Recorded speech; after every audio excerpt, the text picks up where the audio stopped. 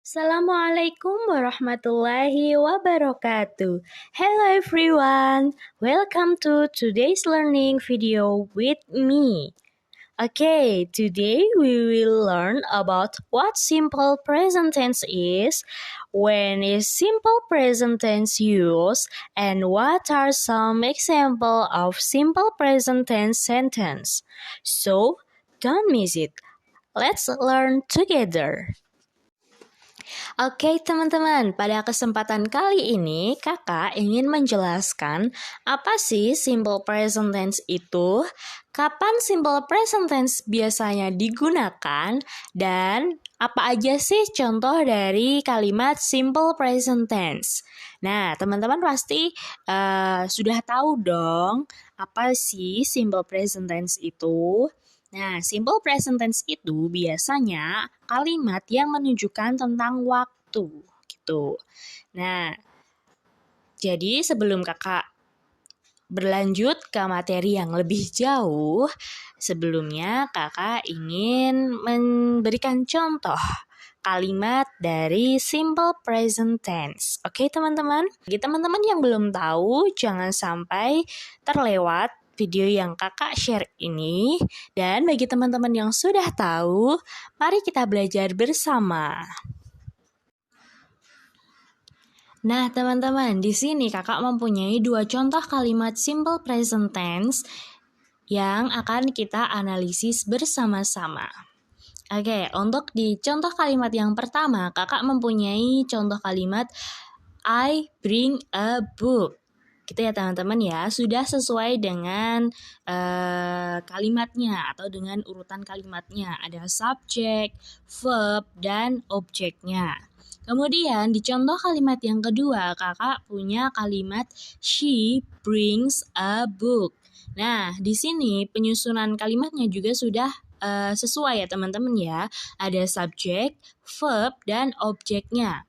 Tapi kenapa dua verb yang ada di sini berbeda, Kak? Oh, kenapa di contoh yang pertama tidak menggunakan s dan contoh yang kedua menggunakan s? Oke, teman-teman, mari kita bahas bersama-sama. Jadi, teman-teman, pada contoh yang pertama tadi, kenapa tidak menggunakan S? Karena pada dasarnya formula dari kalimat pertama tadi itu memang tidak boleh menggunakan tambahan S pada verbnya.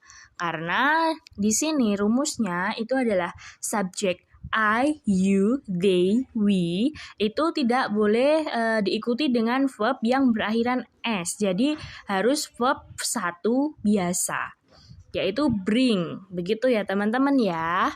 Nah, jadi di contoh kalimat yang pertama ini dia tidak menggunakan s karena rumusnya memang tidak menggunakan s ketika subjeknya itu adalah I, you, they, dan we. Begitu teman-teman.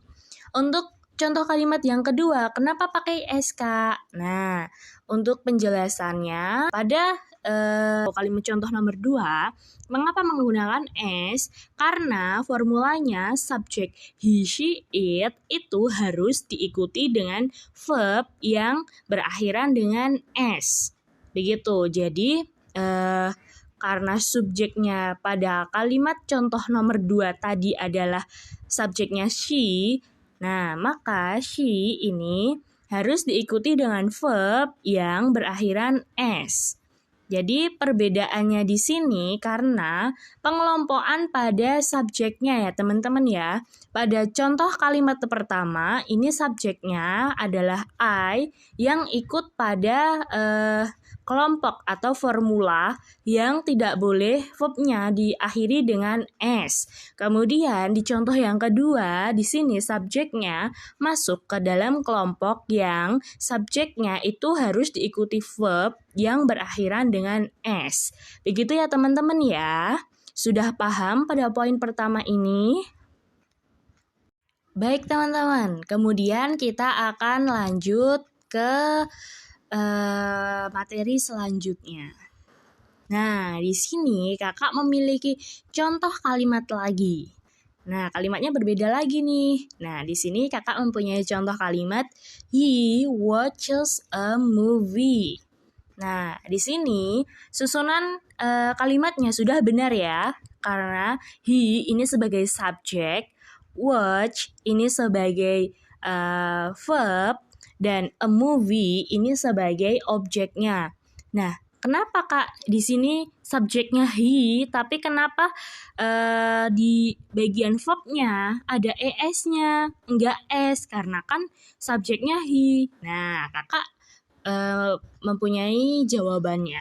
Jadi, teman-teman, ketika verb yang berakhiran ss, ch, sh, x, dan o itu verbnya wajib diikuti atau diakhiri dengan kata atau huruf es. Begitu ya teman-teman ya.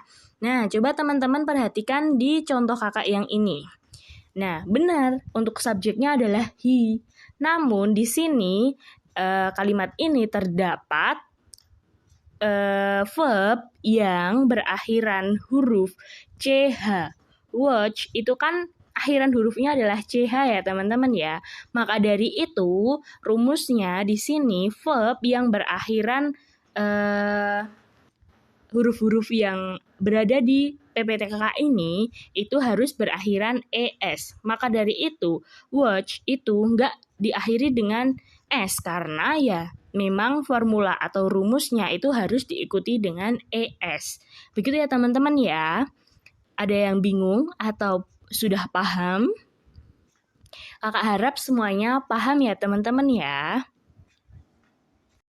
Nah, untuk selanjutnya kakak masih memiliki contoh kalimat simple present tense yang lain. Nah, di sini kakak memiliki dua contoh kalimat simple present tense, namun yang memiliki konotasi atau yang berarti atau memiliki arti yang negatif. Begitu ya teman-teman ya.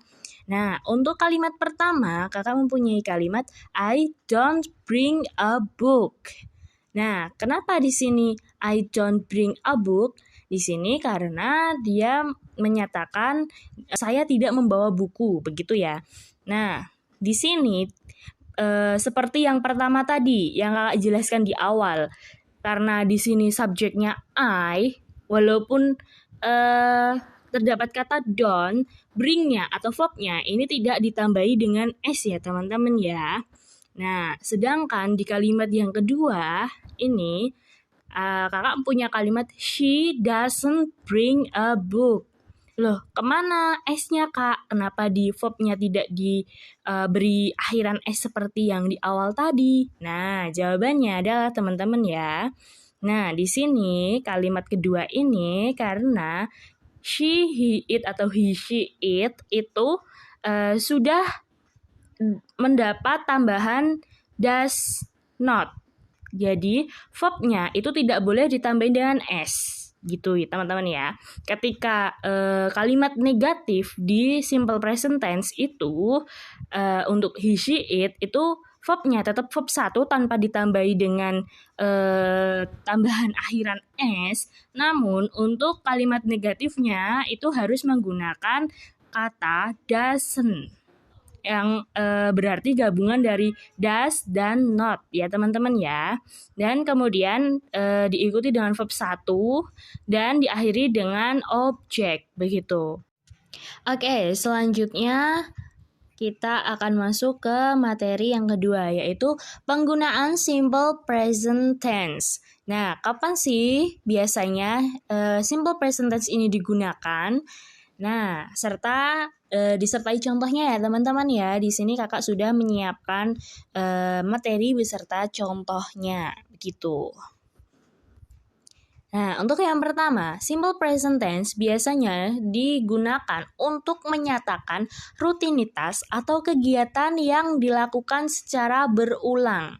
Biasanya ditandai dengan kata always, sometimes, every week, dan every day, serta kata-kata penanda waktu yang lain, begitu. Nah, di sini kakak mempunyai contoh. I always go to school at 6 o'clock in the morning. Dan contoh yang kedua yaitu my mother goes to the traditional market every day. Nah, untuk selanjutnya, simple present tense biasanya digunakan untuk menyatakan fakta kebenaran yang diakui oleh semua orang. Nah, di sini kakak mempunyai contoh yaitu fire is hot. Jadi, memang benar kalau semisal api itu sangat panas dan itu diakui oleh semua orang ya. Nah, untuk contoh yang kedua yaitu the sun rises in the east.